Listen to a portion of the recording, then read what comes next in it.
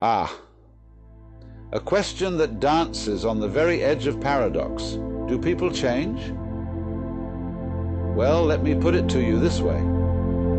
Have you ever tried to step into the same river twice? You see, the very notion of change implies that there's something constant to be changed. But what is that something? It's not like trying to nail a puddle to the wall. The moment you think you've got it, it slips through your fingers. Now, I'm reminded of old Heraclitus, that crackling fire of a philosopher who said, no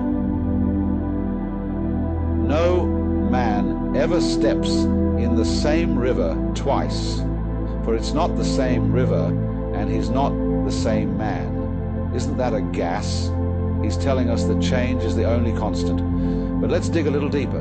The Buddhists, you know, they have this fascinating concept called anatta, or no self.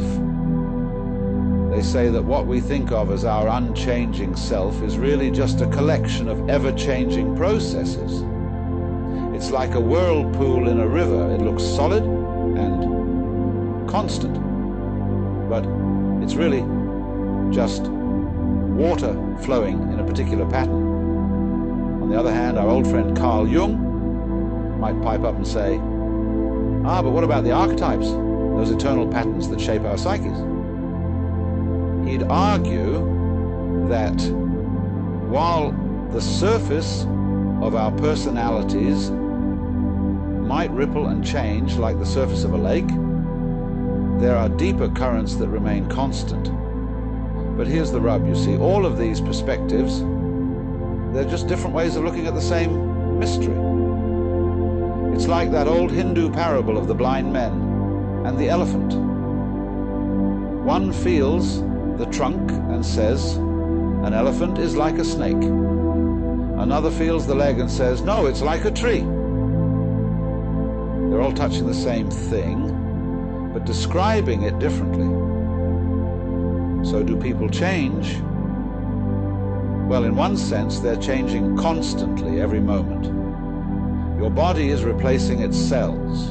Your thoughts are flowing like a river. Your emotions shifting like the weather.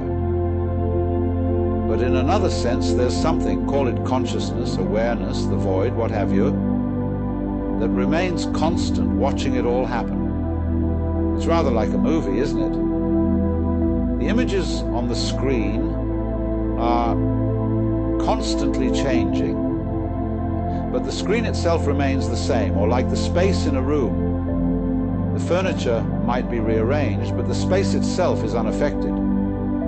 So perhaps the question isn't so much do people change, but rather what is it that changes and what remains constant?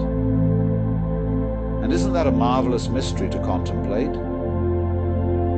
It's the cosmic dance, the play of form and emptiness, the game of hide and seek that the universe plays with itself. In the end, my dear friend, whether people change or not might just depend on how you look at it.